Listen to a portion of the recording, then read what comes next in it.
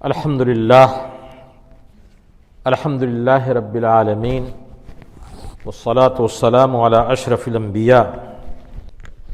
سید المرسلین وآلہ واصحابہ وعلماء ملتہ واولیاء کاملتہ اجمعین، اما بعد فاعوذ باللہ من الشیطان الرجیم، بسم اللہ الرحمن الرحیم۔ الا ان اولیاء اللہ لا خوف علیہم ولا هم يحزنون الذین آمنوا وكانوا يتقون۔ صدق اللہ العظیم۔ وعن النبی صلی اللہ علیہ وسلم انہ قال الرب تبارک وتعالی من عاد لی ولیا فقد آذنتہ بالحرب وما زال عبدی یتقرب الی بالنوافل حتی احبہ فإذا أحببته فكنت سمعه الذي يسمع به وبصره الذي يبصر به ويده التي يبطش بها إلى آخر الحديث۔ إن الله وملائكته يصلون على النبي يا أيها الذين آمنوا صلوا عليه وسلموا تسليما۔ اللهم صل على سيدنا مولانا محمد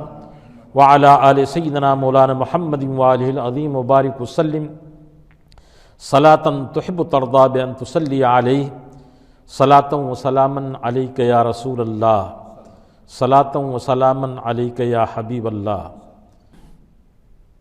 خواجہ ہند وہ دربار ہے اعلیٰ تیرا، خواجہ ہند وہ دربار ہے اعلیٰ تیرا،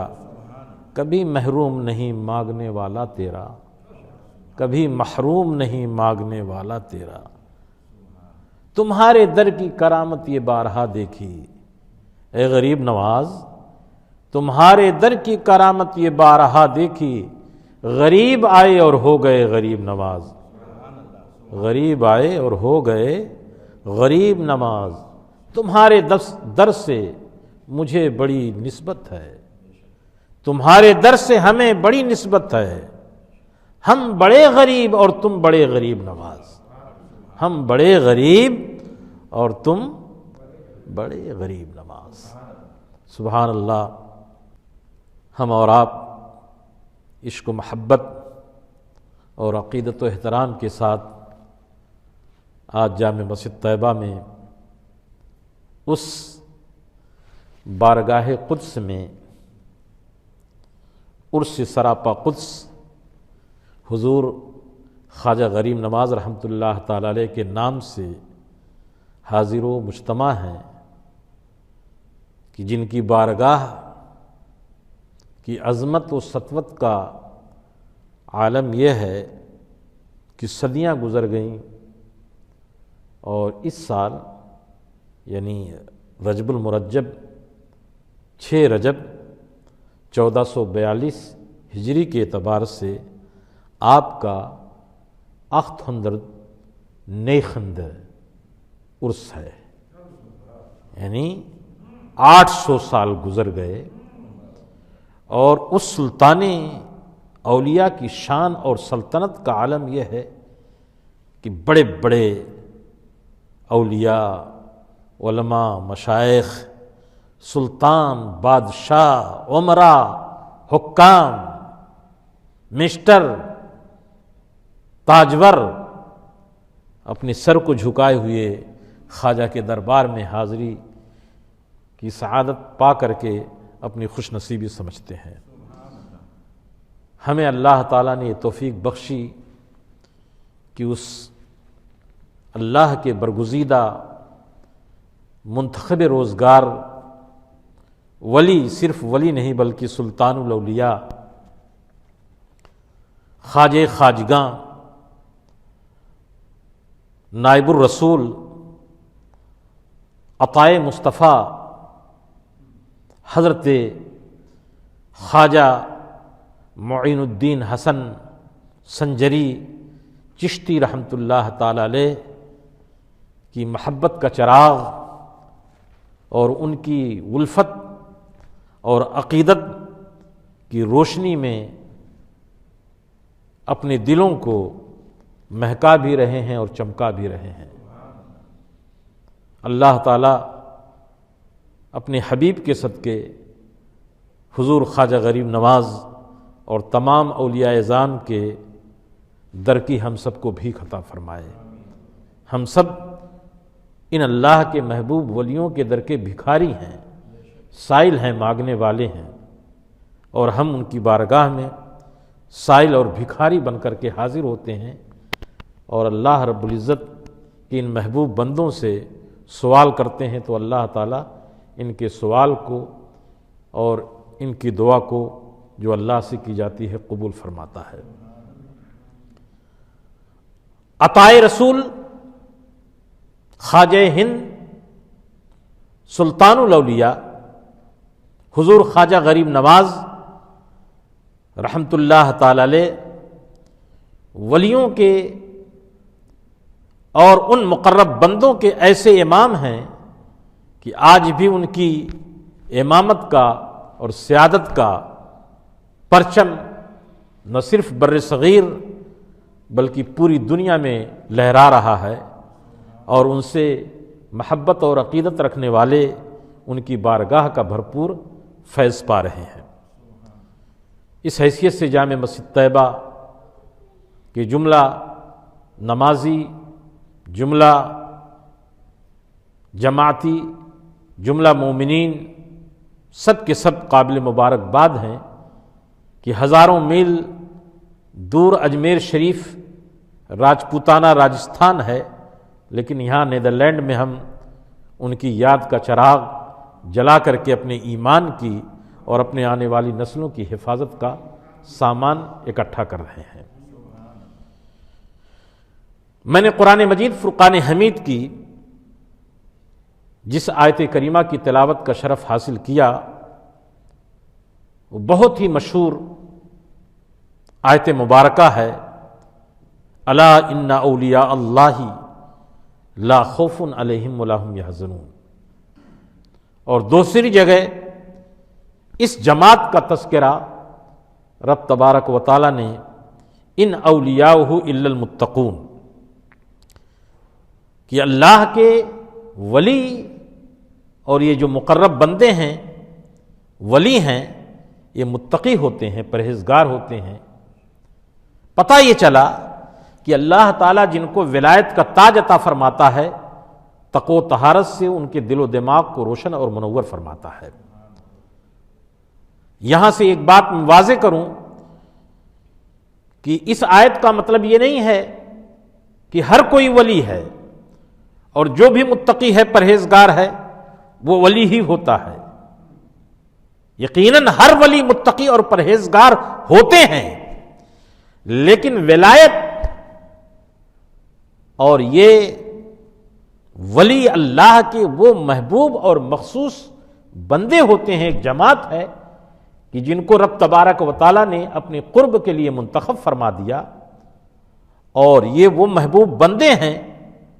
کہ قرآن میں بھی ان کا ذکر جمیل ہے، اور احادیث طیبہ میں بے شمار جگہوں پر بخاری و مسلم ہو یا سیاہ ستہ ہو ان ولیوں کا ذکر ملتا ہے کہ یہ وہ طبقہ، یہ وہ جماعت جن کو اولیاء کرام کہا جاتا ہے، جو اللہ کے ولی ہیں، ایک خاص جماعت ہے کہ اللہ تعالیٰ نے اپنے بندوں کو فیض پہنچانے کے لیے اور اپنے بندوں کو نفع پہنچانے کے لیے ان اپنے خاص بندوں کو منتخب فرما دیا کہ جو اور لوگوں سے، عام لوگوں سے بڑے ہی ممتاز اور اعلیٰ ہوا کرتے ہیں۔ ان اولیاء الا المتقون سے یہ شبہ نہیں ہونا چاہیے کہ جو چاہے ولی ہے،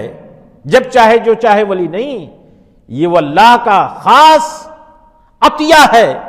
کہ رب تبارک و تعالی اپنے ان مخصوص محبوب بندوں کو عطا کرتا ہے جو تقوی والے ہیں، طہارت والے ہیں، ایمان والے ہیں، حضور صلی اللہ علیہ وسلم کی سنت پہ چلنے والے ہیں، اپنے نبیوں اور رسولوں کی شریعت پہ چل کر کے اپنی زندگی کو احکام الہیہ پر بسر کرنے والے ہیں۔ حضور سید دو عالم صلی اللہ علیہ وسلم نے حدیث قدسی کے حوالے سے فرمایا کہ رب تبارک و تعالیٰ نے ارشاد فرمایا، من عاد لی ولیا، اگر کوئی شخص میرے کسی ولی سے دشمنی کرتا ہے، میرے ولی سے دشمنی کرتا ہے، عداوت کرتا ہے، تو اللہ تعالیٰ نے کیا فرمایا؟ آذنتہ بالحرب، میں اس سے اعلان جنگ کرتا ہوں۔ اللہ اکبر! کیا معنی؟ معنی یہ ہے کہ اللہ کو کیا غرض کہ کسی سے وہ اعلان جنگ کرے؟ اللہ کو اس کی کوئی ضرورت نہیں، اس لیے کہ کوئی مخلوق، کوئی انسان جو اس کا بنایا ہوا ہے، اس کی مخلوق ہے، وہ سب کا خالق ہے، سب کا مالک ہے، اس کے سامنے کون کھڑا ہو سکتا ہے؟ کون اس سے جنگ کر سکتا ہے؟ لیکن آذنتہ بالحرب سے رب تبارک و تعالی نے ان ولیوں کی شان کو بیان فرمایا کہ یہ وہ میرے مقرب بندے ہیں، یہ وہ طبقہ ہے، اگر کوئی ان سے عداوت و دشمنی کرتا ہے تو میں اس کو چھوڑتا نہیں ہوں، میں اس سے بدلہ لیتا ہوں اور میری جنگ کا اعلان اس سے ہے۔ تو ان کی عظمتوں کو، ان کی شان کو رب تبارک و تعالی بیان فرماتا ہے کہ یہ وہ لوگ ہیں کہ اگر کوئی عداوت کرتا ہے، دشمنی کرتا ہے، تو وہ ان محبوب بندوں سے نہیں بلکہ وہ خدا سے دشمنی کرتا ہے، خدا سے عداوت مول لیتا ہے۔ اب آپ اندازہ فرمائیں کہ مخلوقات میں کس کی طاقت ہے کہ خدا سے وہ جنگ اور پھنگا لے سکتا ہے، خدا سے وہ جنگ کر سکتا ہے؟ کوئی خدا کے مقابلے میں کھڑا ہو سکتا ہے؟ لیکن رب تبارک و تعالیٰ اپنے ولیوں کی شان کو بیان فرماتا ہے کہ میرے یہ محبوب ولی اور اللہ کے محبوب بندے جن کو میں نے مقام ولایت عطا کیا ہے، یہ وہ خاص لوگ ہیں کہ اگر ان سے کوئی نفرت کرتا ہے، کوئی عداوت کرتا ہے تو اللہ اکبر، رب تبارک و تعالیٰ کا غضب اور قہر اتنا جوش پہ آتا ہے کہ اس سے جنگ کا اعلان کر دیتا ہے، اور اس دنیا میں بھی وہ شخص ذلیل ہوتا ہے اور آخرت میں تو اس کو ذلت و رسوائی ہے ہی مقدر ہو چکی ہے۔ سبحان اللہ! یہ ہے ولیوں کا مقام۔ علامہ یافعی رحمۃ اللہ تعالی نے روض الریاحین میں لکھا ہے اور بیان فرمایا ہے کہ اللہ کے ولی جو محبوب اور مقرب بندے ہیں، یہ کسی نبی کے نبوت کے فیض سے، رسول کی رسالت کے فیض سے کوئی امتی ولی ہوتا ہے، اور کوئی ولی، کوئی امتی اپنے تقوی طہارت کی بنیاد پر نبوت کے مقام کو نہیں پا سکتا۔ یہ نبیوں اور رسولوں کے فیض سے ایک خاص مقام ملتا ہے۔ علامہ یافعی فرماتے ہیں کہ اگر کوئی شخص کسی ولی سے محبت کرتا ہے، ان سے عقیدت کرتا ہے، ان کا احترام کرتا ہے، تو اس کو سب سے بڑا فیض یہ ملتا ہے کہ مرتے وقت اس کو کلمہ طیبہ، خاتمہ بالخیر کی سعادت نصیب ہوتی ہے۔ ولیوں سے محبت کرنے والا، ولیوں سے عقیدت کرنے والا ایسا خوش نصیب ہے کہ رب تبارک و تعالی سکرات موت میں اسے کلمہ پڑھنے کی توفیق عطا فرماتا ہے، اور اس دنیا میں سے جب وہ رخصت ہوتا ہے تو کلمہ پڑھتے ہوئے ایمان کے ساتھ جاتا ہے۔ یہ فیض ولی اور اللہ کے ان محبوب بندوں سے محبت کرنے کے صلے میں رب تبارک و تعالیٰ نے اپنے اس بندے کو عطا فرمایا کہ اس کو کبھی محرومی نہیں ہوتی، بلکہ رب تبارک و تعالیٰ کہ اس محبوب بندے سے محبت جب اس نے کی تو اللہ تعالیٰ نے اپنا کرم اس بندے پر یہ فرمایا کہ وہ ایمان کے ساتھ اس دنیا میں جاتا ہے۔ اور انما العبرۃ بالخواتم،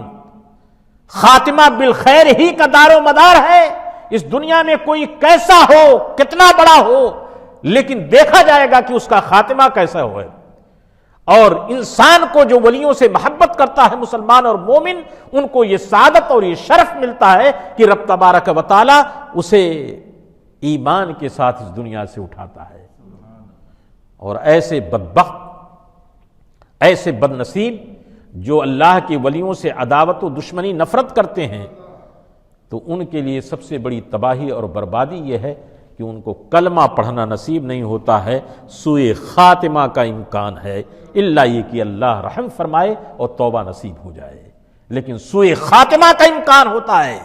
یہی وجہ ہے کہ اللہ فرماتا ہے من عاد لی ولیا فقد آذنتہ بالحرب، جو میرے کسی ولی سے دشمنی کرتا ہے میں اس سے اعلان جنگ کر دیتا ہوں، تو لاکھ نماز روزہ اپنے طور پر لے کر کے آئے، لیکن جب کسی اللہ کے ولی سے وہ عداوت کرتا ہے تو رب تبارک و تعالی اس کی عبادت کو، اس کی نماز کو، اس کے اعمال کو اس کے منہ پہ مار دیتا ہے۔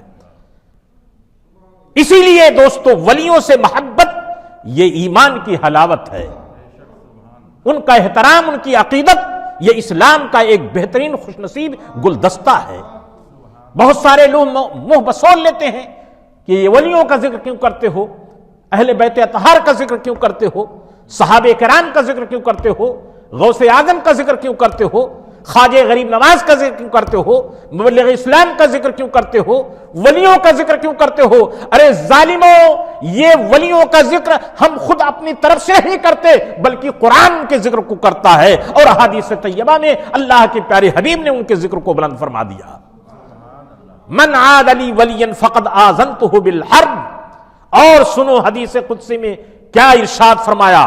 ما زال عبدی یتقرب الی بالنوافل، جب وہ میرا بندہ ولی ولایت کے مقام پہ پہنچتا ہے اور نفل کے ذریعے، عبادت کے ذریعے مجھ سے قریب ہوتا ہے اور میرے قرب کا مقام حاصل کرتا ہے، حتی احبہ، یہاں تک کہ میں اس سے محبت کرنے لگتا ہوں۔ اللہ اکبر۔ خدا کے بندوں سے،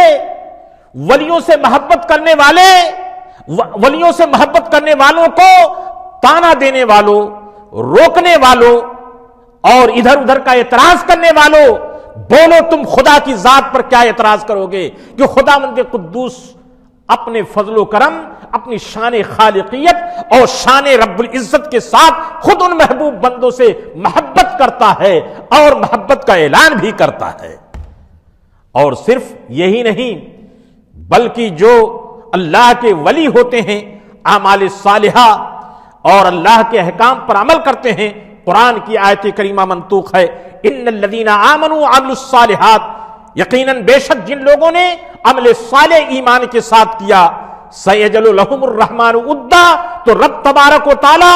لوگوں کے دلوں میں ان کی محبت ڈال دیتا ہے۔ تو غوث اعظم کی محبت یہ خود نہیں بلکہ لوگوں کے دلوں میں اللہ تعالیٰ نے ڈالا ہے۔ خواجہ غریب نواز کی محبت یہ خود نہیں کی گئی ہے بلکہ رب تبارک و تعالیٰ نے اپنے محبوب کی امتیوں کے دل میں ڈال دیا ہے، اس لیے کہ یہ اولیاء کرام یہ محبوبان بارگاہ ہیں۔ سیجعل لہم الرحمن ودا، اللہ تعالیٰ لوگوں کے دلوں میں ان کی محبت ڈال دیتا ہے۔ وقت تنگ ہے ورنہ میں حدیث کی روشنی میں بتاتا کہ جب رب تبارک و تعالیٰ کسی کو پہلے محبوب بناتا ہے جو ولی ہوتا ہے، اور محبوبیت کا تاج جب اس کو پہناتا ہے تو سب سے پہلے خود وہ محبت کرتا ہے، اور پہلے ان کی محبت زمین میں نہیں، قبولیت فی الارض نہیں، بلکہ اللہ کی بارگاہ میں ان کی قبولیت و محبوبیت ہوتی ہے، اور پھر رب تبارک و تعالیٰ آسمان میں فرشتوں کے محضر میں، ملائے اعلیٰ کے فرشتوں کی جھرمٹ میں ان کی محبت کا اعلان کرتا ہے کہ یہ میرا محبوب بندہ ہے، اور جبریل امی کو پھر حکم دیتا ہے کہ دنیا میں جا کر کے اعلان کر دو کہ میں نے اس بندے کو محبوب بنا لیا ہے، یہ میرا ولی بندہ ہے، یہ میرا مقرب بندہ ہے، تو دنیا والے ان سے محبت کرتے ہیں۔ اے لوگو غور کرو کہ حضور خواجہ غریب نواز، عطائے رسول، خواجہ خواجگاں، نائب النبی حضرت خواجہ معین الدین چشتی، حسن سنجری رحمت اللہ تعالی علیہ، آج کروڑوں کی تعداد میں اللہ اکبر جو ان سے محبت کر رہے ہیں، یہ محبت کا چراغ ہم نے اور آپ نے نہیں صرف جلایا ہے بلکہ خالق کائنات نے اپنے فضل کرم سے، اپنے رحم و کرم سے ان کی محبت کی چراغ کو جلا دیا ہے۔ اللہ اکبر، ان کی محبت کا چراغ اب دنیا والے ان سے محبت کرتے ہیں۔ اللہ فرماتا ہے حتی احبہ، جب اس سے میں محبت کرتا ہوں، فکنت فاذا احببتہ، جب اس کو میں نے اپنا محبوب بنا لیا۔ اب ان کا مقام دیکھو جن کا ذکر قرآن پاک میں الا ان اولیاء اللہ لا خوف علیہم ولا هم یحزنون، اب ان کا اعلی مقام دیکھو، کیا اعلی مقام ہے۔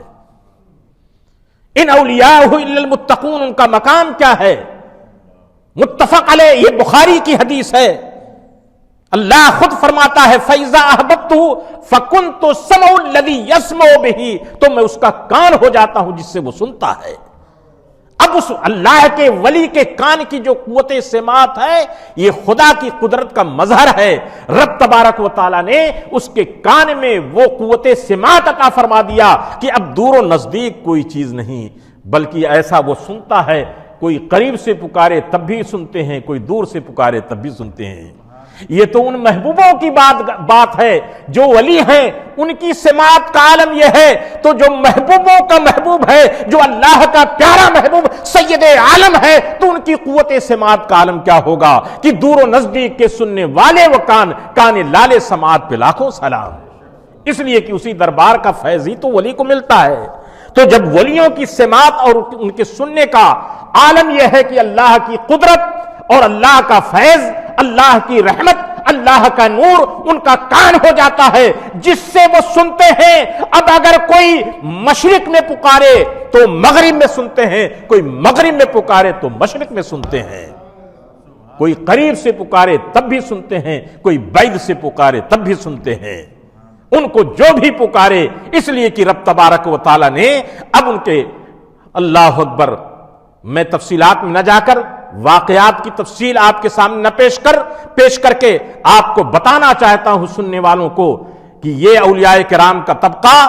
جو اولیاء اعظام ہیں، یہ اللہ کے وہ محبوب اور مخصوص بندے ہیں کہ جن کو اللہ تعالیٰ نے ایک خاص اعلی مقام عطا فرما دیا۔ ان کی آنکھ اب ہماری آنکھ کی طرح نہیں ہے، بلکہ اب ان کی آنکھ کا عالم یہ ہے کہ وہ دور و نزدیک سب کو دیکھتے ہیں، وہ زمین کے اوپر بھی دیکھتے ہیں اور زمین کے نیچے بھی دیکھتے ہیں، لوح محفوظ میں بھی پڑھتے ہیں، لوح محفوظ کو دیکھتے ہیں، اس لیے کہ اللہ تعالیٰ نے ان کو اب بتلا دیا کہ کنت بصرہ الذی یبصر بہ۔ اب وہ اپنی آنکھ سے، صرف روح کی آنکھ سے نہیں بلکہ میری دی ہوئی قوت روحانیت و نورانیت سے دیکھتے ہیں کہ ان کی آنکھ کا جلوہ اب اتنا بڑھ گیا ہے کہ وہ لوح محفوظ کو دیکھتے ہیں۔ اگر عام لوگ کتاب دیکھ کر کے پڑھتے ہیں تو یہ اولیاء کرام صرف کتاب کو نہیں بلکہ لوح محفوظ کو دیکھ کر کے کتاب پڑھتے ہیں، اس لیے کہ ان کی نگاہوں کے سامنے اب لوح محفوظ بھی ہے۔ اللہ اکبر، یہ واقعات اس پہ شاہد عدل ہیں کہ اللہ اکبر شاہد عدل ہیں کہ وہ دیکھتے ہیں۔ اورنگزیب عالمگیر نے ایک حافظ قرآن کو لقمہ دیا، حضرت نے لقمہ نہیں قبول کیا، پھر دوبارہ دیا، سہبارہ دیا، لقمہ قبول نہیں کیا۔ بعد نماز مصحف شریف لایا گیا، اتفاق سے کچھ فرق تھا، فرمایا اورنگزیب تم مصحف کو دیکھ کر کے پڑھ رہے ہو، میں لوح محفوظ کو دیکھ کر کے پڑھ رہا ہوں، مصاحف کو دکھاؤ ملاؤ تو حافظ قرآن نے بتلایا کہ حضرت جو پڑھ رہے ہیں وہی ہے، اس لیے کہ اب وہ صرف اس پہ نہیں ان کی نگاہ ہوتی ہے، ان کی نگاہ لوح محفوظ پہ ہوتی ہے۔ اب ان کا ہاتھ صرف ان کا ہاتھ نہیں ہے بلکہ قدرت الہ کا ہاتھ ہے کہ دور و نزدیک کو پکڑتے ہیں۔ اب ان کے ہاتھ کے سامنے کوئی مقابلہ نہیں کر سکتا۔ یہ خواجہ غریب نواز کا ہاتھ تھا کہ راجپوتانہ پورا آپ کا دشمن ہو گیا، لیکن یہ خدا کی قدرت کا کرشمہ ہے کہ اس دست مکرم نے، خواجہ غریب نواز رحمت اللہ تعالی علیہ کے دست ولایت نے اسلام کا کیا پرچم بلند کیا۔ تو یہ ہے ولیوں کی شان۔ اسی طرح سے حدیث پاک میں بے شمار احادیث بیان کی گئی ہیں، تفصیل کا موقع نہیں ہے ورنہ میں کئی حدیثوں کو پیش کرتا کہ کس طرح سے یعنی اللہ کے پیارے حبیب صلی اللہ علیہ وسلم نے خود اپنی امت کے ان مخصوص افراد جن کا نام نامی اس میں گرامی ولی اور ولایت سے موسوم کیا جاتا ہے، ان کی شان کیا ہے اور کس طرح سے ان کی عظمتوں کو اللہ کے پیارے حبیب سید دو عالم صلی اللہ علیہ وسلم نے بیان فرمایا ہے، احادیث میں پوری تفصیل، پورا باب اس پہ بدھا ہوا ہے۔ ان فضائل کے ابواب کو پڑھ کر کے یہ تو ولی کی بات ہے، اب آؤ اس ولی کی بارگاہ میں جو سلطان الاولیاء ہے، جو نائب النبی ہے، جو عطائے رسول عطائے مصطفیٰ ہے،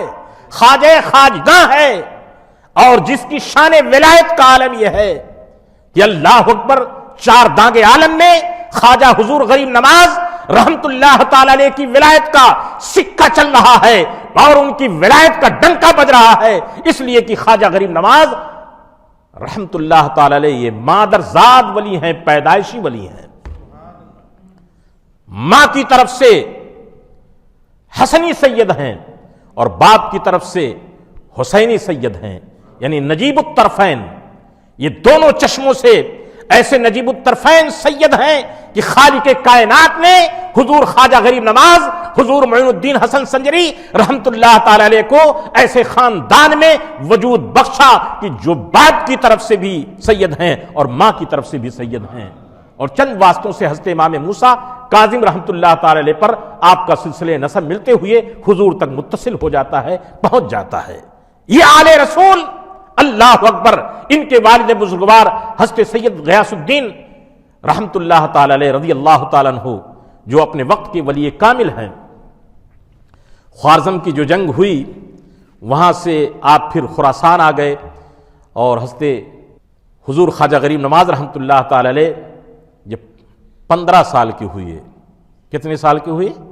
5 ایئر، تو باپ کا سائے رحمت سر سے جدا ہو گیا۔ اور ایسا ہوتا ہے کہ اللہ والوں کے ساتھ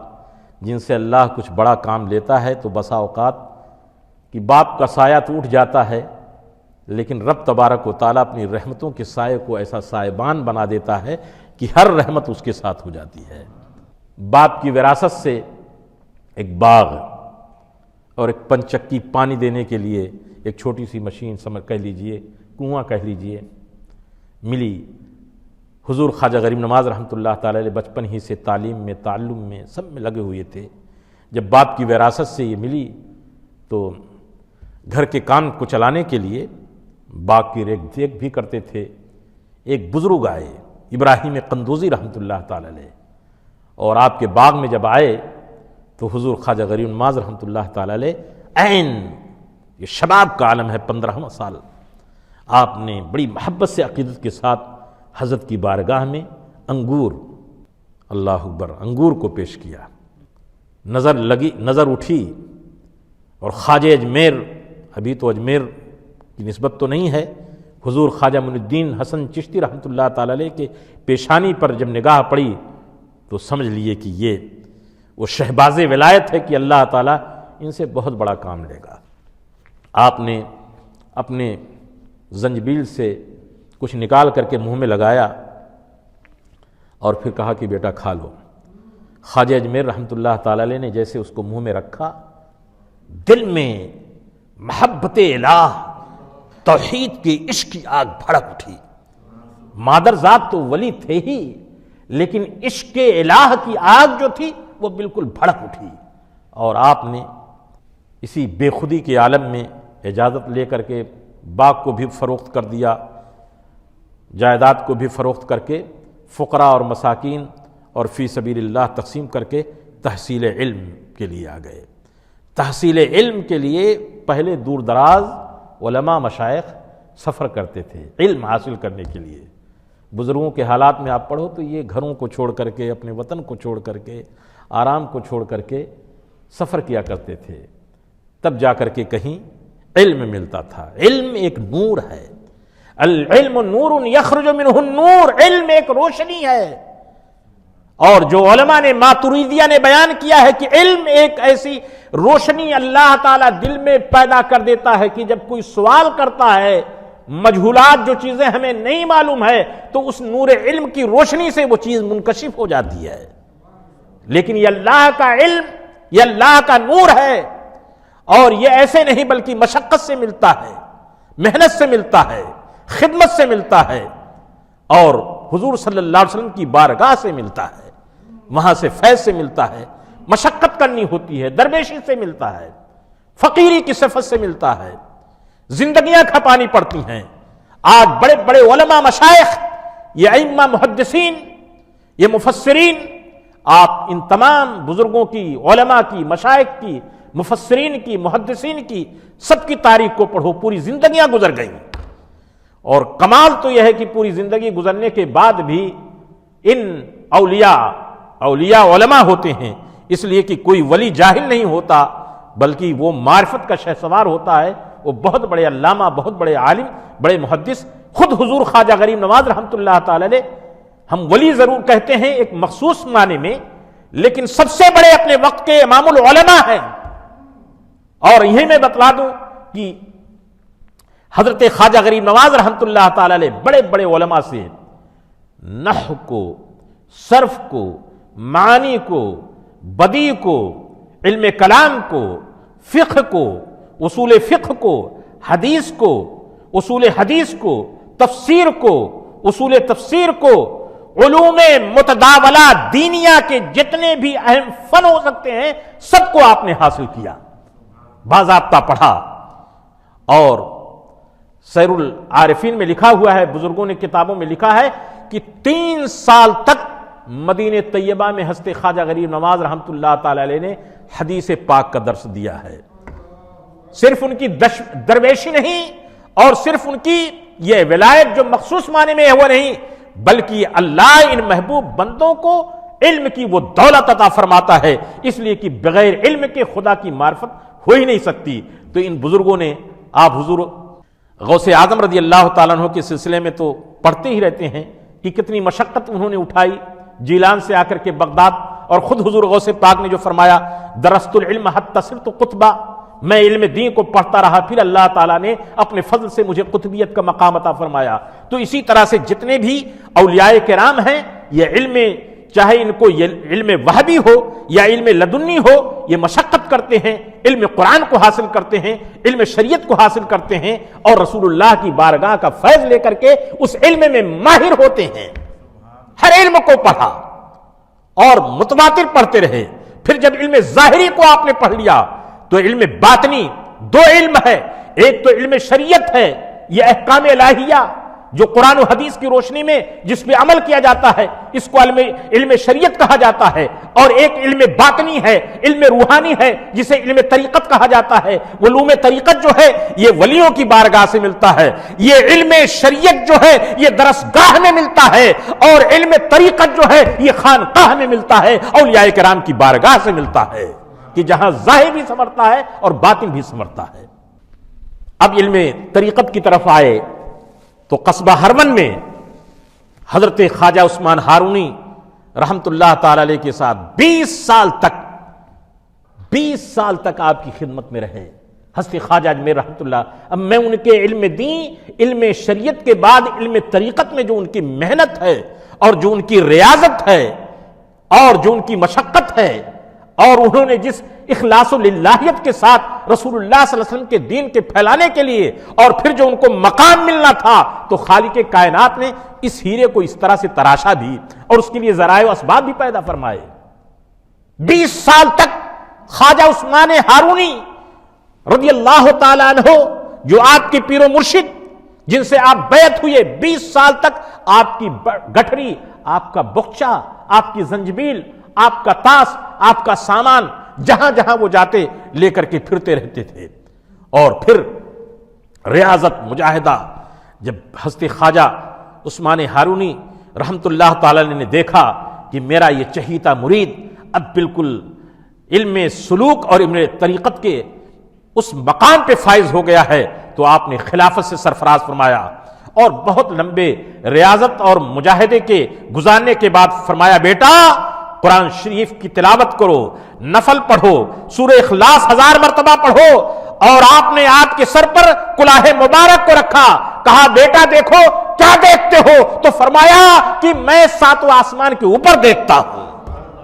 یہ ہے وہ مقام قرب اور مقام ولایت جس کو خود پروردگار عالم نے فرمایا کہ جب اسے میں محبوب بنا لیتا ہوں تو وہ اپنی آنکھ سے نہیں، وہ بلکہ اب میری اس قوت داد اور وہ خداوند قدوس کی دی ہوئی طاقت سے دیکھتا ہے کہ ہم تو ادھر ادھر دیکھیں، وہ تو آسمان کے اوپر بھی دیکھتا ہے۔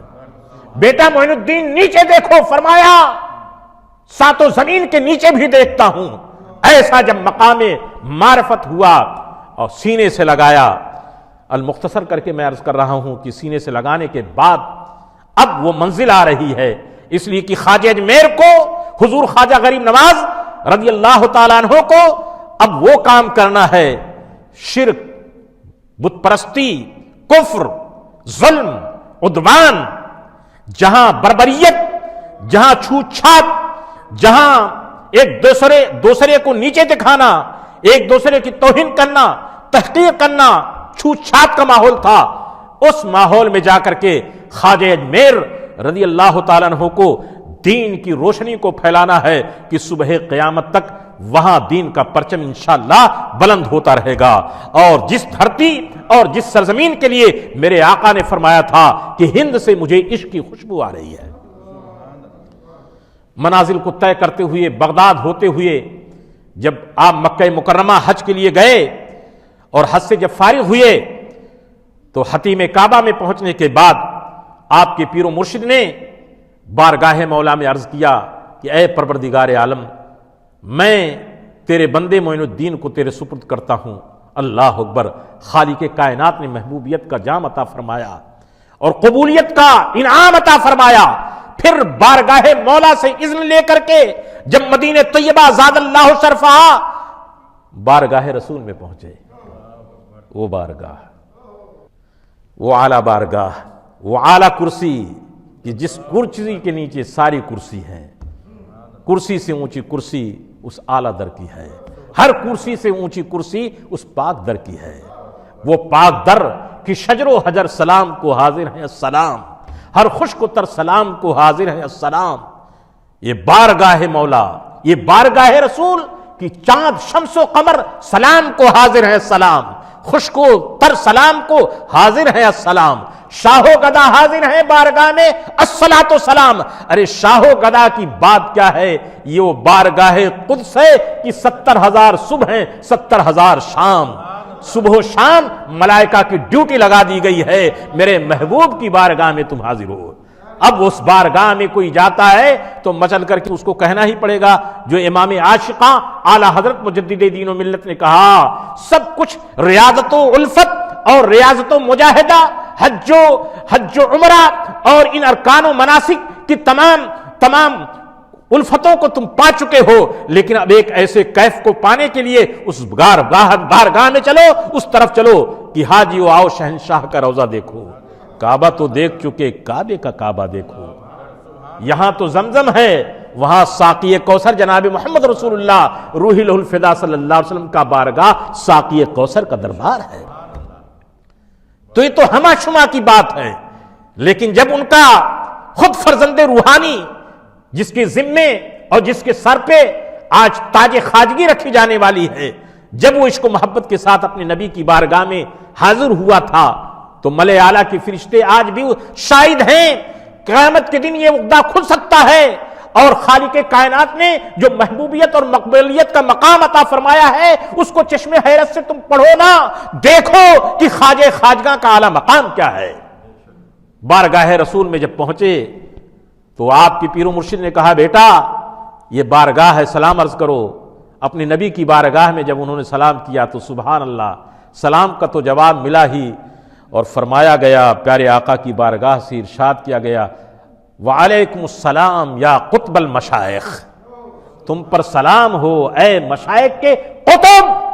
قطبیت کا اعلیٰ مقام، یہ ولایت میں سب سے اعلیٰ مقام ہے۔ میرے آقا نے اپنی بارگاہ قدس سے خواجہ اجمیر کو، خواجہ معین الدین چشتی رضی اللہ تعالیٰ عنہ کو قطبیت کا اعلیٰ مقام عطا فرمایا۔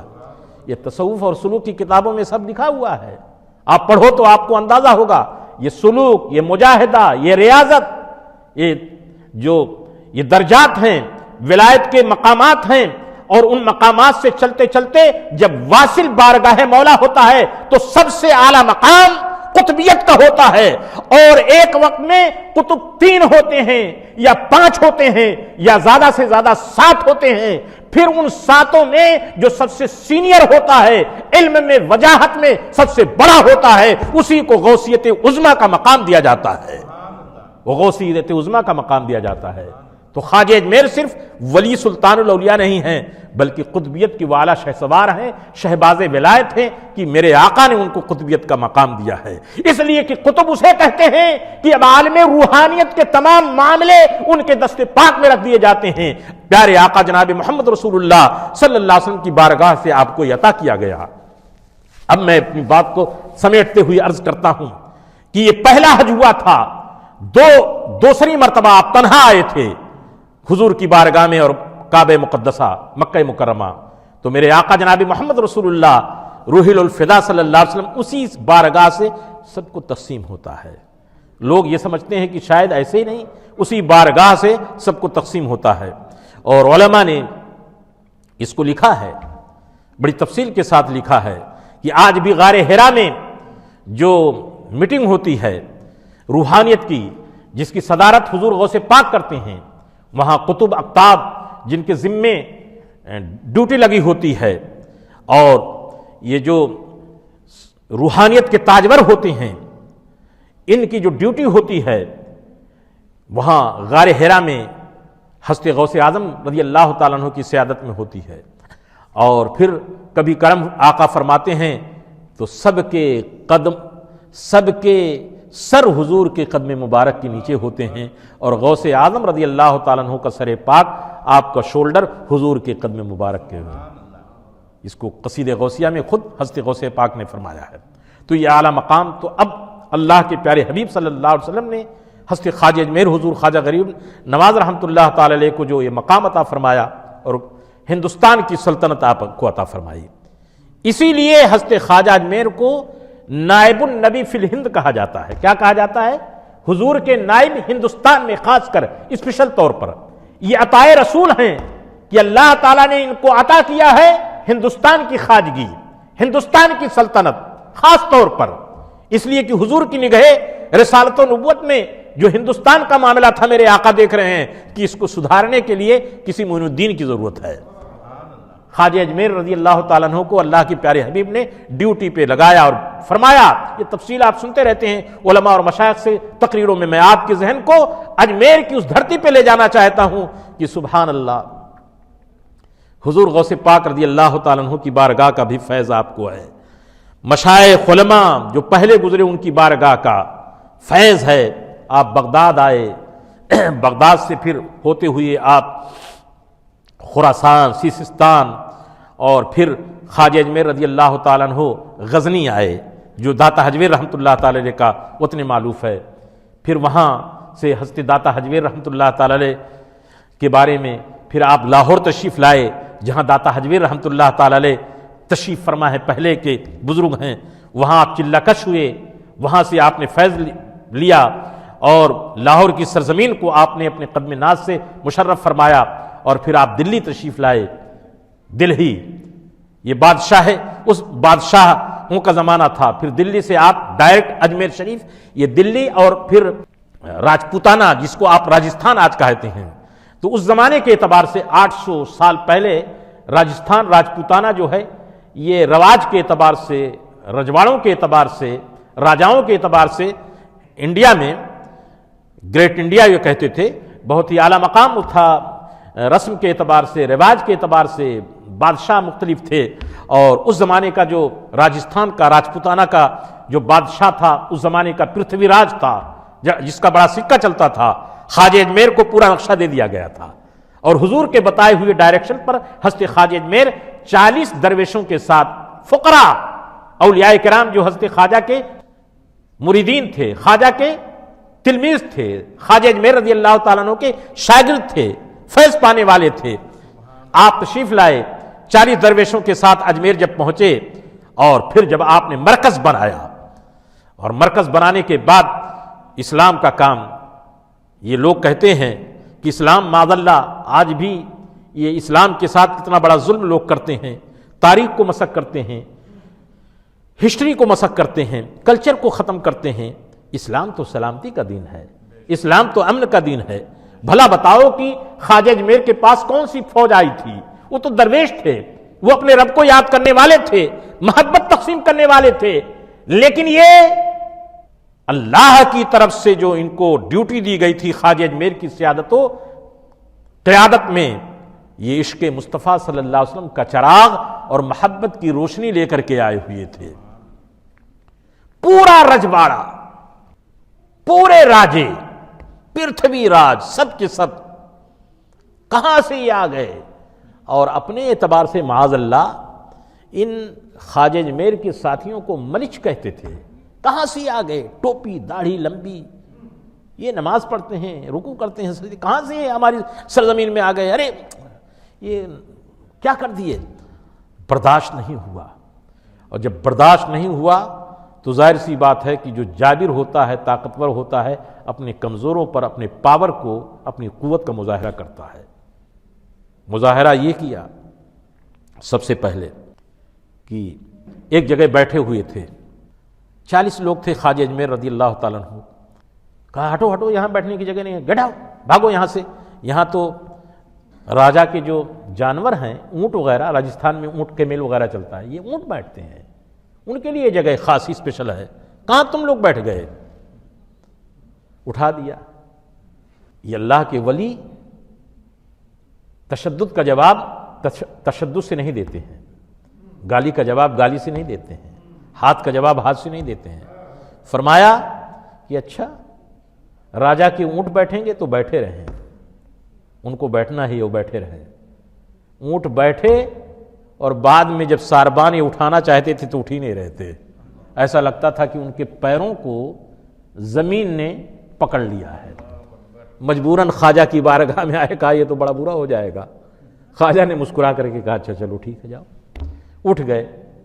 اور تنگی بڑھائی، ظلم اور آگے بڑھا۔ اناساگر آج بھی تالاب موجود ہے، پانی کو بند کر دیا گیا کہ نہ یہ پی سکتے ہیں نہ وضو کر سکتے ہیں۔ خواجہ معین الدین چشتی رحمت اللہ تعالی علیہ نے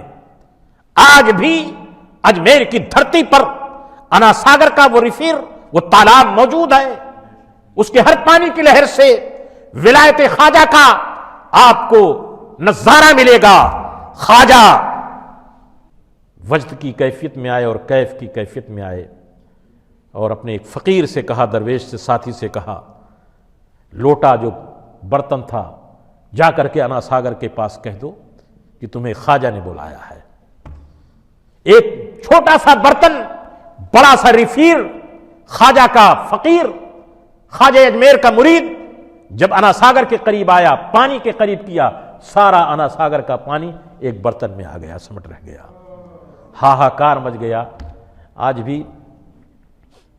راجستھان کو اگر آپ پڑھیں، گوگل میں تلاش کریں، ڈیزرٹ ہے، صحرا ہے، پانی بارش کم ہوتی ہے، خشک علاقہ ہے، پتھریلی زمین ہے، پانی نہ ہو تو بہت ہی پریشانی۔ اب سارا پانی اجمیر کا ایک لوٹے میں آ گیا ہے، ایک برتن میں آ گیا، ہاہاکار مچ گیا۔ خواجہ بتا رہے ہیں کہ ہم ایسے نہیں آئے ہیں اور تم ہمیں بھگا نہیں سکتے ہو، ہم بھاگنے کے لیے نہیں آئے ہیں، ہم کفر کو بھگانے کے لیے آئے ہیں، شرک کو بھگانے کے لیے آئے ہیں۔ کوئی حربہ اب قوت کا، حکومت کا، ریخیرنگ کا کام نہیں کر رہا ہے۔ ارے یہ کہاں سے آ گئے؟ یہ تو جادوگر معلوم ہوتا ہے، اب کچھ نہیں تو جادوگر معلوم ہوتا ہے۔ نبیوں کے ساتھ بھی یہ ہوا ہے تو نبیوں کے جو غلام ولی ہیں ان کے ساتھ تو ہوگا ہی۔ حضرت خواجہ کو کہا یہ تو اب تو جادو کر رہے ہیں، بڑے بڑے جادوگروں کو بلایا گیا کہ ان کو رام کریں، لیکن جو قرآن پڑھنے والا ہے، رسول اللہ کا جو بھیجا ہوا عطائے نبی ہے،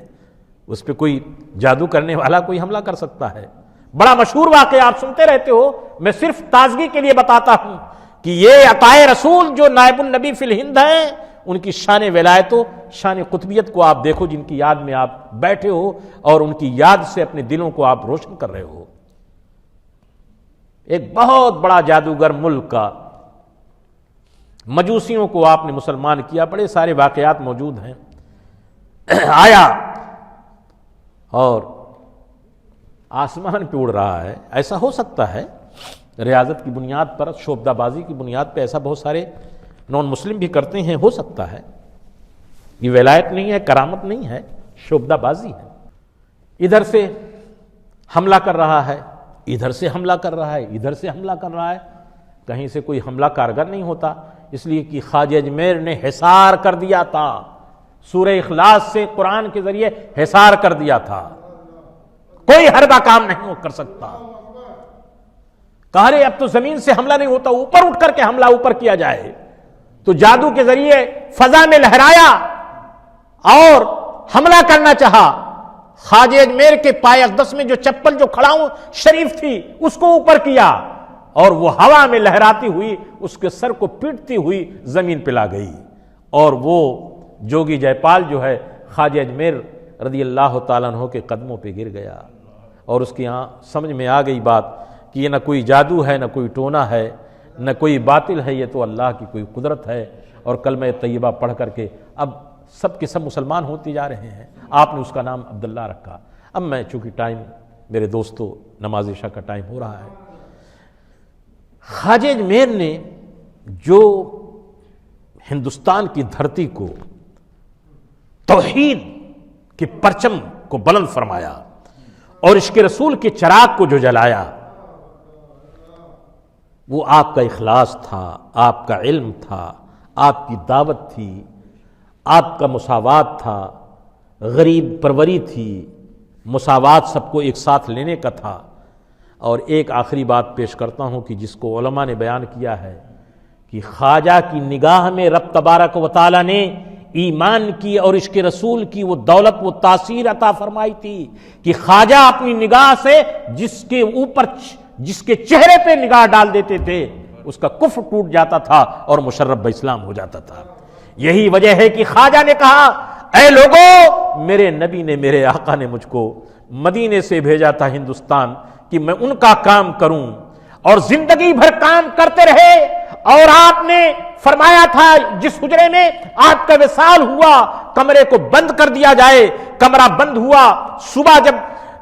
اللہ کی ضرب بند ہوئی اور کھڑکی کو کھولا گیا, دروازے کو کھولا کیا گیا, تو ایک نور کا لمعہ چمکا اور پیشانی پہ لکھا ہوا تھا ماتا حبیب اللہ فی حب اللہ. یہ اللہ کا محبوب اس اللہ کی محبت کے ساتھ اس دنیا میں آیا تھا, اس لیے کہ اللہ نے اسے محبوب بنایا. میں نے حدیث قدسی کو سنایا تھا حتی احبہ, یہاں تک کہ اس کو محبوب بنا لیتا ہوں. تو خط نورانی سے ان کی پیشانی پہ لکھا ہوا تھا ھذا حبیب اللہ, یہ اللہ کا حبیب محبوب ہے. ماتا فی حب اللہ, اس دنیا کو چھوڑ رہا ہے تو اللہ ہی کی محبت میں جا رہا ہے. اور جب نگاہ ڈالی گئی تو کئی بوروں میں, کئی تاس میں, کئی